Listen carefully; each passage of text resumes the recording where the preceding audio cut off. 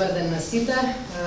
Да го поздравам началникот на Генералштабот и да кажам дека не е никакво изненадување кога армијата, како и години поред, ќе биде оценета од страна на нашите граѓани како институција со најголем респект. Тоа има и своја историја, тоа има секоја година дополнителни причини, ако минатата година беше ковид, оваа година беа и пожарите. Меѓутоа, тоа има и историјат во тоа што армијата на вистина секој пат се вклучувала во овие акции. Но она што покажавме дека е различно е што во изминативе неколку години државата почна тоа повеќе да го цени. И мислам дека и нашето членство во НАТО покажа дека еден голем дел од НАТО стандардите ги внесуваме во армијата. А не останавме само на тоа државата и армијата формално да станат членка на Алијансата.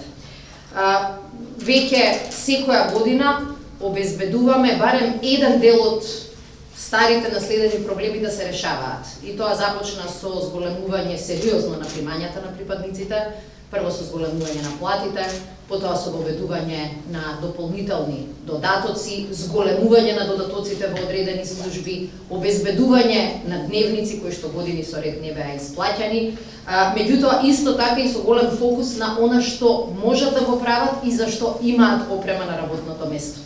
Јас за тоа нема да трошам зборови.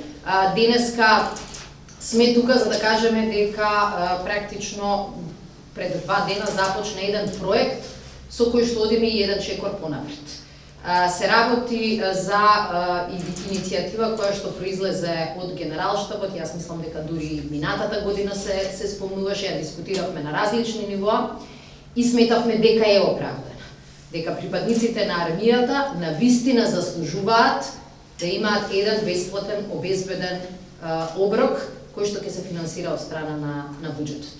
И затоа пред 2 дена беше објавен првиот тендер кој што ќе се однесува на обезбедување на еден бесплатен оброк за сите припадници на нашата лесна пешадиска борбена група, кои што се сместени во Штип и кои буквално ги гледаме како првиот чекор, да тестираме што функционира и да видиме што може да биде направено подобро.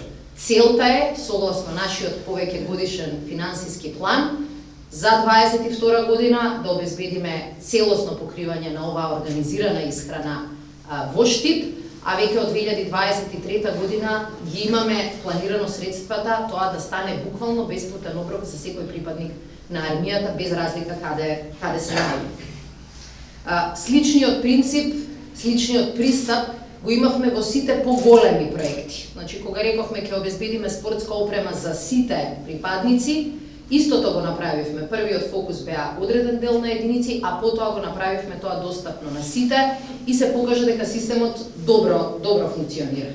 Ова ќе биде шанса и за домашните компании кои што ќе излезат веќе и со можност целосно да нудат на армијата, односно на Министерството за одбрана, исхрана која што ќе биде секојдневна во работните денови, која што ќе биде 365 дена во годината.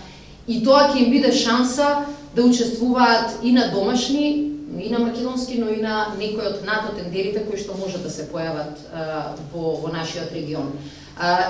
Сличниот план го има согласно нашето буџетско планирање и согласно планот за јавни набавки, да го направиме и врзано со големата вежба која што се најавува за април, мај, јуни 2023 година. На неа ќе учествуваат според иницијалните планови повеќе од 4000 припадници од неколку армии, еден голем дел од нив падобрански единици. Меѓутоа целта ќе ни биде во текот на оваа голема меѓународна вежба да имаме практично целосно организирање и на исхраната на македонските и на исхраната на другите НАТО војници кои што тоа ќе го побарат да го имаме на овој организиран начин. И ова ќе биде добар тест и за домашните компании за да учествуваат. Затоа мислам дека ова иницијатива буквално покажува дека статусот на најценета институција од страна на граѓаните носи и подобар третман од страна на владата, од страна на министерството, од страна на државата.